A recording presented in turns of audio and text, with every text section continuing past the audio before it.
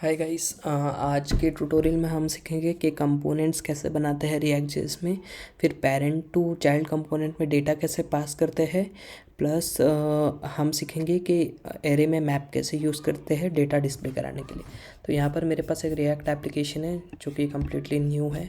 सो हम स्टार्ट करते हैं। अनदर थिंग, मैंने इसमें रिएक्ट स्ट्रैप इंस्टॉल करके रखा है। रिएक्ट स्ट्रैप डिपेंडेंसी है जिससे बूटस्ट्रैप है उसके जैसे उसके ही क्लासेस यूज़ होते हैं।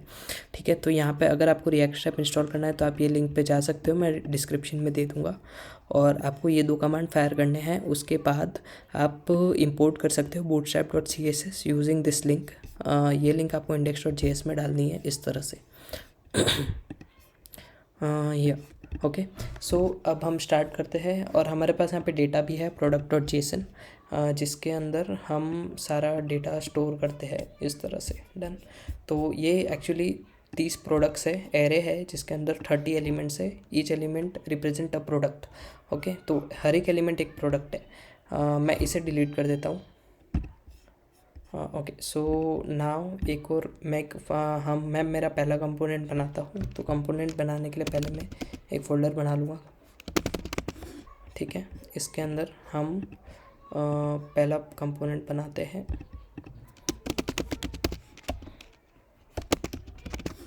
ठीक है, तो इस तरह से हम कंपोनेंट बनाते हैं।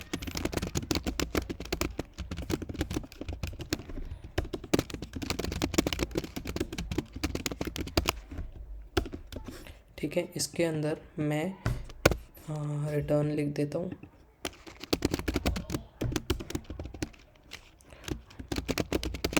इसको फॉर्मेट कर देते हैं। सो ये हमारा प्रोडक्ट्स कंपोनेंट हो गया। अभी मुझे इसको इंपोर्ट करना पड़ेगा app.js में दिखाने के लिए। सो मैं एक्स्ट्रा सा बढ़ा देता हूँ और यहाँ पर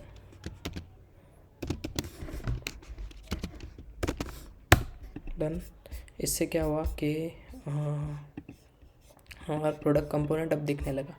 डन। प्रोडक्ट्स में और एक और चीज़, मैं एक्सटर्नल CSS हटा देता हूँ। अभी हमारा ऐप कुछ इस तरह से दिख रहा है।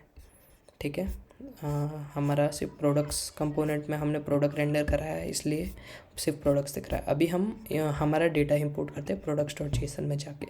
तो इस तरह से हमने एक कंपोनेंट तो बना लिया। ठीक है, अब हम डेटा इंपोर्ट करेंगे। तो इंपोर्ट प्रोडक्ट्स फ्रॉम।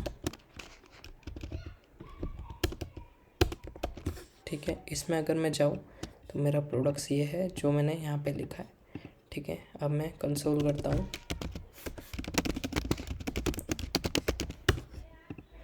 ठीक है, ओके, कुछ एरर है इसमें। ठीक है, लेट्स सी। ठीक है, तो मैंने जैसे ही कंसोल किया मेरे पास प्रोडक्ट्स आ गए। डन। अभी प्रोडक्ट्स स्पेलिंग का इशू है शायद। मैं ऐसे लिख सकता हूँ इसको।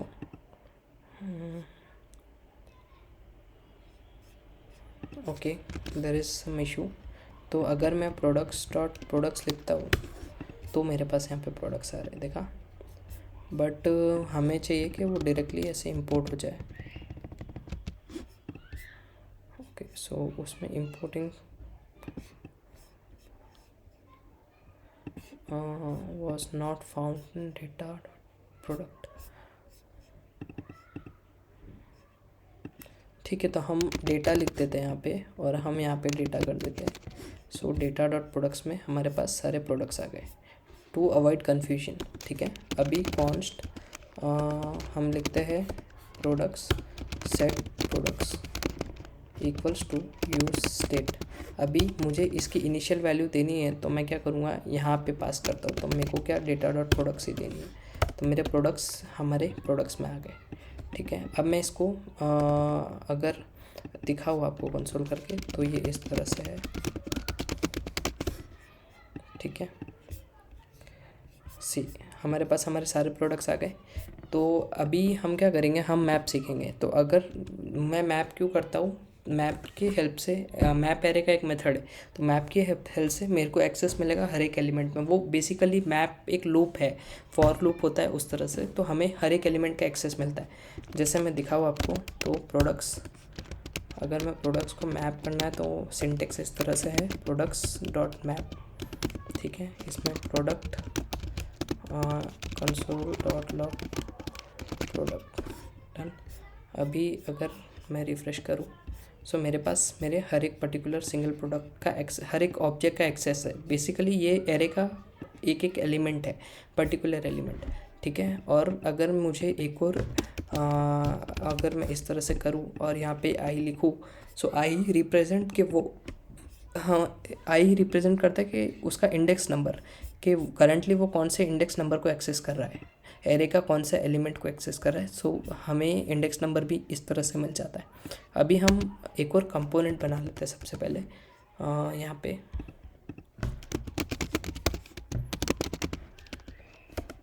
ठीक है। अभी इसके अंदर मैं इंपोर्ट रिएक्ट फ्रॉम रिएक्ट करता हूँ, const product card equals to, arrow function भी बना सकते हैं हम, ठीक है।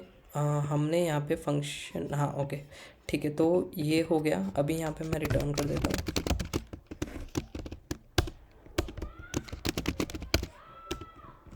सॉरी, ठीक है। अभी लेट्स चेक द आउटपुट, कि हमें आउटपुट में क्या मिलता है यहाँ पे। अगर मैं यहाँ पे इंपोर्ट कर दूँ जस्टिन्स के इस तरह से प्रोडक्ट कार्ड को, अगर मैं ऑटोमेटिक इंपोर्ट कैसे होता है, जो लास्ट लेटर है उसको बैकस्पेस करके वापस लिखते तो ऑटोमेटिकली एंटर मारोगे तो ऊपर ऑटोमेटिकली वो इंपोर्ट हो जाएगा, डन। सो इस तरह से हमारे पास प्रोडक्ट कार्ड आ गया। अब हमने जो कि रिएक्ट स्टेप इंस्टॉल कर रखा है, तो हम काफ़ी चीज़ें कर सकते हैं इसमें। पहली चीज़ तो हम रिएक्ट स्टेप पे चले जाएंगे। रिएक्ट स्टेप का लेआउट, हम पहले कार्ड देख लेते हैं,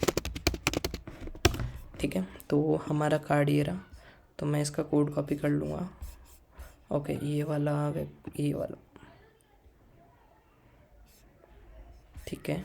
सो ये मैं शो कोड करता हूँ इसका, डन। और यहाँ पे हमारे पास ये पूरा कार्ड का कोड आ जाएगा, और मैं इसको प्रोडक्ट कार्ड के अंदर स्टोर कर देता हूँ, डन। इसके अंदर अब हम ये सब इंपोर्ट कर लेंगे, card, card body, card title, card सब टाइटल, ठीक है, बटन, उसके बाद और क्या है हमारे पास, कार्ड टेक्स्ट, ठीक है। तो हमने ये सब इंपोर्ट कर लिया। अभी हम आउटपुट देखते हैं। सो हमारा आउटपुट कुछ इस तरह से है, यहाँ पे सी, ओके। तो ये हमारा आउटपुट आ गया। Um, okay let's see, um का यहाँ से आ रहा है, ठीक है। तो हमारा आउटपुट आ गया इस तरह से। तो हम इस डिज़ाइन में सारे प्रोडक्ट हमारे डिस्प्ले कराएंगे। तो पहली चीज़ तो है कि हम कॉलम्स यूज़ कर लेते, बेटर रहेगा। तो उसके लिए हम ये इसके सारे क्लास नेम बूटस्ट्रैप जैसे ही है, तो आपको ज़्यादा डिज़ाइनिंग में यहाँ प्रॉब्लम नहीं आएगा। Okay, so let's start with layout. तो लेआउट हमारा ऐसा कुछ होता है। अगर मैं यहाँ पे कोड दिखाऊँ आपको, इस तरह से हम इतना कोड कॉपी कर लेते हैं और हम इसको कंटेनर में डाल देंगे, ठीक है। कंटेनर भी रिएक्ट स्टेप से ही इंपोर्ट करेंगे हम। और इसके अंदर मैं ये कॉलम डाल देता हूँ, हमें एक ही चाहिए, ठीक है। कॉलम के अंदर मुझे एक्स्ट्रा स्मॉल में पूरे 12 कॉलम्स दिखाने हैं। मैं डिज़ाइनिंग पे ज़्यादा फोकस नहीं करूँगा, क्योंकि हम बेसिक इंटीग्रेशन पे ज़्यादा फोकस करेंगे इसलिए, ठीक है। स्मॉल पे हम दिखाएंगे 12, मीडियम पे हम दिखाएंगे 6, लार्ज पे दिखाएंगे 3 products in a row, done. और मैं ये प्रोडक्ट है हमारा जो, ठीक है, इसको यहाँ डाल दूँगा इस तरह से। सो अभी देखो, लेट्स चेक क्या इशू है। रो और कॉलम, रो और कॉलम इंपोर्ट कर लेते हैं, चलो, डन। अब मैं रिफ़्रेश करता हूँ सी, तो हमारे पास हमारा ये कॉलम आ गया। अब मैं ये एक्स्ट्रा चीज़ें हटा देता हूँ यहाँ से। अब इसको कॉपी करता हूँ और एक बार पेस्ट कर दें ताकि हमें पता चले कि जो डिज़ाइनिंग है वो प्रॉपर है। सी, सो हमारा डिज़ाइन एकदम प्रॉपर है। दो चीज़ें थोड़ा मार्जिन ऐड कर देता हूँ। Margin in sense class name margin y3, ठीक है, और mx ऑटो। उससे क्या होगा, हमारी चीज़ें सेंटर में आ जाएगी। ओके, mx ऑटो यहाँ नहीं लगेगा, हम प्रोडक्ट कार्ट में जाते हैं और यहाँ पे लगा देते हैं, क्योंकि हमने विथ इसको दी है तो इसके अकॉर्डिंग मार्जिन अरेंज होगा ना, इसलिए। सी, सो अभी सेंटर में आ गया सब कुछ, प्लस हमारे पास वो मार्जिन भी आ गया। अब हम मैप करेंगे। मैप हमें एक सिंगल चीज़ मैप करनी है। लाइक देखो, मैप हमेशा ध्यान रखना, लाइक जो कोड बार बार लूप हो रहा है ना, हम उसको मैप के अंदर डालते हैं। यहाँ पे देखो, जो हमारा कॉलम टैग है वो ही लूप हो रहा है, ठीक है। तो हम क्या करेंगे, ये दो चीज़ को हटा देंगे और यहाँ से यहाँ पे मैं मैप कर दूँगा कि अगर मेरे पास प्रोडक्ट्स है, ठीक है, तो मैं क्या करूँगा, प्रोडक्ट्स को मैप करूँगा और यहाँ पे मेरे पास प्रोडक्ट आ जाएगा, ठीक है। अभी ये प्रोडक्ट में मैं कर्ली ब्रेस लगा के रिटर्न लिखता हूँ, ठीक है। रिटर्न के अंदर मैं क्या करता हूँ, ये पार्ट को यहाँ से हटा के इधर डाल देता हूँ, डन। इस तरह से ओके, हम ऐसे कर देते, थोड़ा कोड स्ट्रक्चर प्रॉपर रहे, ठीक है। सो अभी डन, इस तरह से कर देते हैं। और ये कुछ वार्निंग्स है वो हम रिमूव कर लेते हैं। First of all set products अभी हमें चाहिए नहीं, तो उसको रिमूव कर दिया। app.js में लोगो है तो लोगो हमको अभी नहीं चाहिए, तो हमने उसको भी रिमूव कर दिया। Okay, now let's check the output.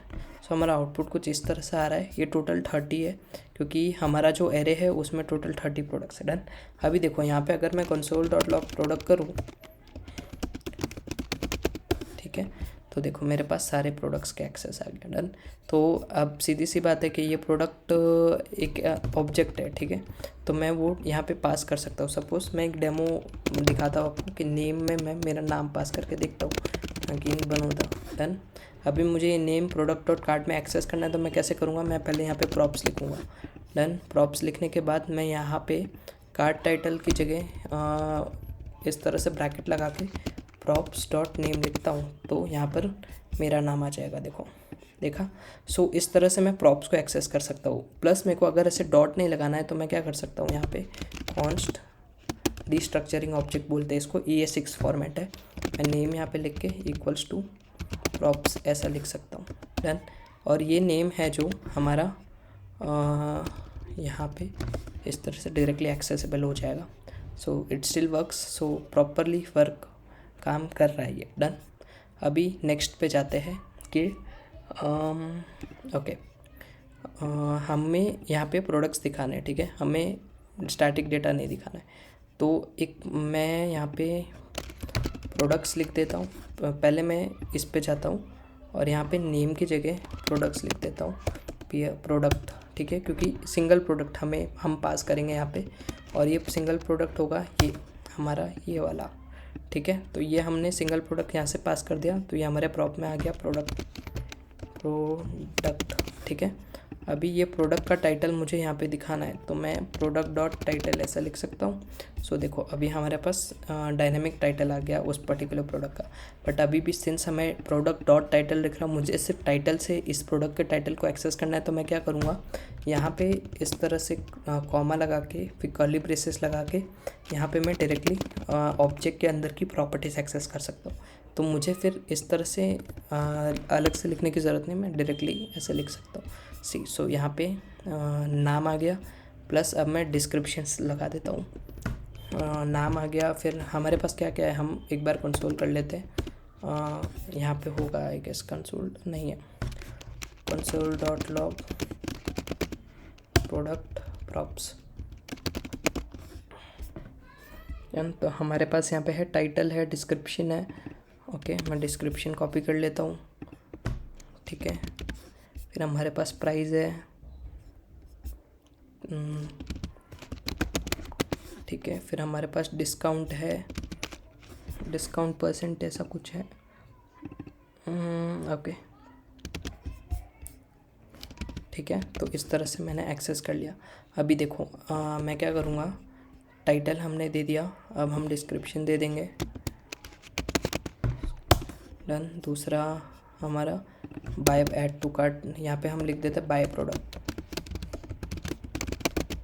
ठीक है। सो वो हो गया। देन हमारा डिस्क्रिप्शन आ गया, हमारा टाइटल आ गया। यहाँ पे कार्ड सब टाइटल की जगह हम डिस्काउंट लिख देते हैं स्मॉल पे। मैं करता हूँ डिस्काउंट परसेंटेज सी, बहुत बड़ा नाम है, तो अगर मुझे ये वेरिएबल का नाम चेंज करना है तो मैं इस तरह से कर सकता हूँ, इसकी जगह काउंट। अब मैं यहाँ पे इसको डायरेक्टली ऐसे डिस्काउंट से एक्सेस कर सकता हूँ, ठीक है। तो अभी देखो हमारा डिस्काउंट आ गया यहाँ पे।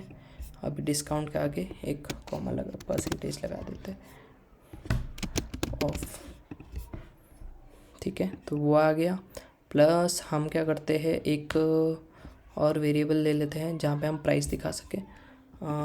इसको मैं क्लास नेम टेक्स्ट सक्सेस कर देते हैं, तो वो थोड़ा अच्छा दिखेगा, इंटरैक्टिव। अभी इमेजेस भी ऐड कर देते हैं हम। तो हमारी इमेजेस एक्चुअली इमेजेस में है, तो इमेजेस में इमेजेस से कह रहे हैं, तो हम क्या करते हैं, हमारे पास तो यहाँ सिंगल इमेज है, तो मैं इमेज की पहले हर एक प्रोडक्ट की पहली इमेज दिखा देता हूँ। पहली इमेज इंसेंस 0, ठीक है। तो अभी हमारे पास इमेजेस आ गई, टाइटल आ गया, बाय प्रोडक्ट आ गया, प्राइस बाकी है, ठीक है। तो मैं प्राइस यहाँ पे आईफोन एक्स के नीचे डाल देता हूँ, रुपीस टाइटल के बाद यहाँ पे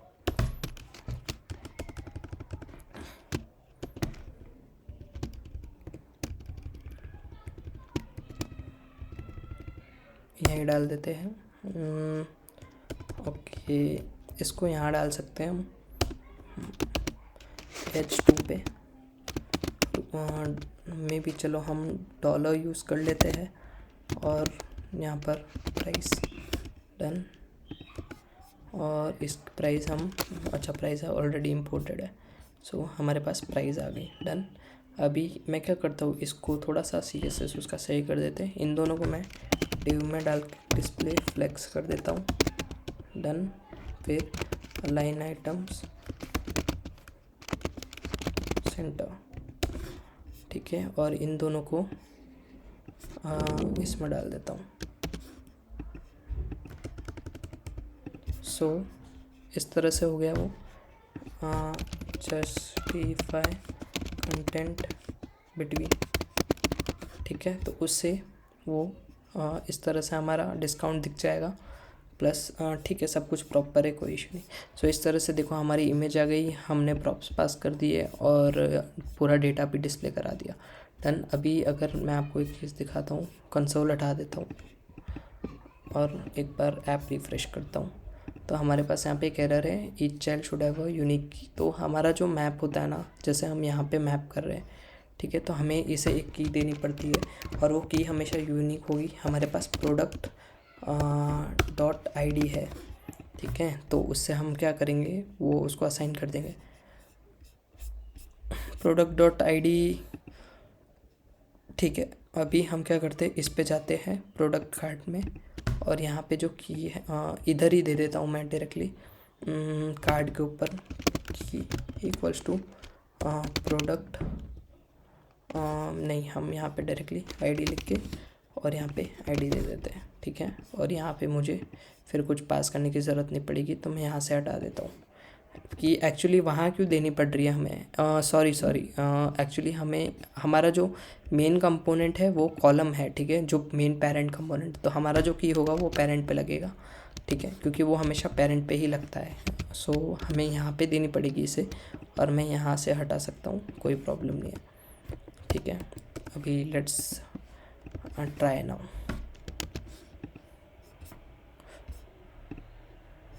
ठीक है, हमारा एरर चला गया, प्लस सारे प्रोडक्ट्स भी आ गए प्रॉपरली। सो इस तरह से हमने सारे प्रोडक्ट्स दिखा दिए अच्छे से with all the details and discounts plus descriptions. इस प्रोडक्ट में हमने कंपोनेंट बनाना सीखा, फिर एक पेरेंट कंपोनेंट, जैसे यह हमारा पेरेंट कंपोनेंट हो गया, यह हमारा चाइल्ड कंपोनेंट हो गया। तो एक पेरेंट कंपोनेंट से जो चाइल्ड कंपोनेंट में डेटा पास करते हैं उसको प्रॉप्स बोलते हैं। तो ये हमने यहाँ पे प्रॉप पास किया है, उस प्रॉप को हमने यहाँ पे एक्सेस किया है। इस तरह से हमने डेटा कैसे एक्सेस प्रॉप्स के थ्रू पास करते हैं वो सीखा। प्लस हमने हमारा जो एरे है उसको मैप किया है, जिससे हमें पता चला कि हम रेंडर एक एरे में अगर हमारा डेटा हो तो हम कैसे उसको डिस्प्ले करा सकते हैं। इस तरह से हमने आज रिएक्ट के 3 टॉपिक कंप्लीट कर दिए। Hope you liked it and thank you so much. आज के लिए इतना ही। मे बी नेक्स्ट लेक्चर में हम सीखेंगे कि राउटिंग कैसे करते हैं। Thank you.